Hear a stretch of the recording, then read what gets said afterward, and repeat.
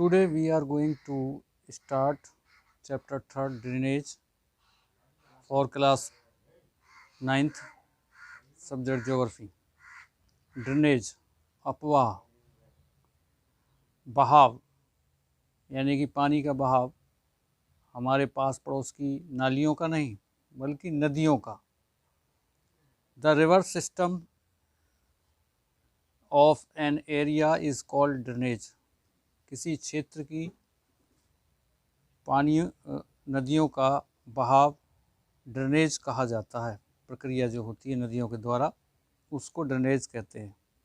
Drainage बेसन drainage basin क्या है? Small streams flowing from different directions came together to form the main river. भिन्न भिन्न छोटी सरिताएँ भिन्न दिशाओं से एक आकर के मुख्य नदी में मिलती हैं,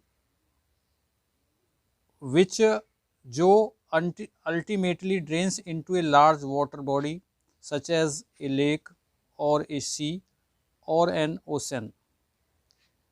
अंततोगत्ता वे सभी गिरती हैं जाकर के एक बड़े जलाशय सच एज लेक जैसे कि झील, सी समुद्र और ओशन सागर में।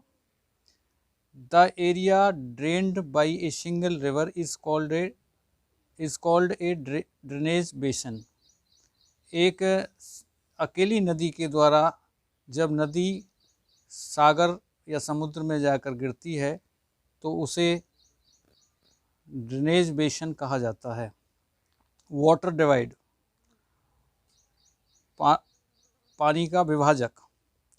Any elevated area such as a mountain or an upland separates two drain basin. Such an upland is known as a water divide। कोई भी उभरा हुआ क्षेत्र सच एज माउंटेन जैसे कि पर्वत और एन अपलैंड और भूमि का उठा हुआ भाग सेपरेटेड अलग करता है टू ड्रेन बेसन दो नदियों के बहाव के क्षेत्र को बांट देता है। सेपरेट अलग अलग कर देता है। मान लीजिए एक नदी इधर बह रही है, एक नदी इधर बह रही है और बीच में उभरा हुआ भाग उनको अलग अलग कर देता है। Such an upland is known as a water divide. ये विभाजक पानी का विभाजक कहा जाता है। ड्रेनेज सिस्टम इन इंडिया भारत में पानी इसका ड्रेनेज का पानी का नदियों का जो सिस्टम है वो प्रक्रिया कैसी है? The Indian rivers are divided into two major groups. भारतीय नदियों को दो बड़े समूहों में विभाजित किया जाता है।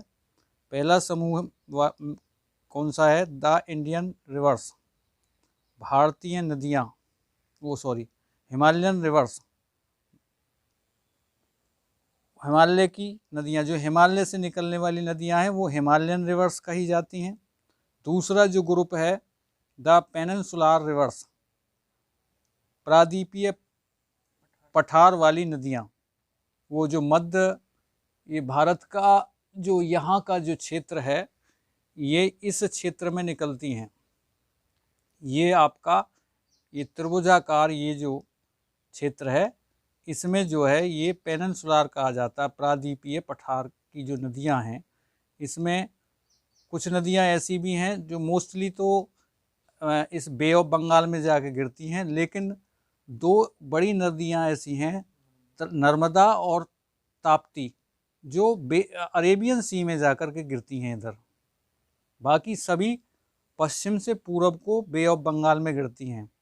तो ये जो है आपकी हिमालयन जो नदी रिवर्स हैं वो यहाँ से निकलती हैं, हिमालय से निकलती हैं। ये एक दूसरी नदी यहाँ जो इंडस है वो यहाँ से निकलती है, यूँ ऐसे चलती है आपके लद्दाख में और यहाँ चल करके ये फिर यहाँ से ऑक्यूपाइड जो पाकिस्तान का कश्मीर है यहाँ तक आती है। अभी इसमें बतलाऊँगा इंडस और अच्छा ये इंडस जो नदी है वो यहाँ आकर के यहाँ मिठानकोट पर आकर के पाकिस्तान में एक स्थान है, इसमें रावी और ये सतलज और चुनाव और झेलम और व्यास ये नदियाँ मिलती हैं और ये यहाँ आकर के फिर यहाँ अरब सागर में गिरती है। तो ये आपकी हिमालयन रही नदियाँ। तो अब apart from originating from the two major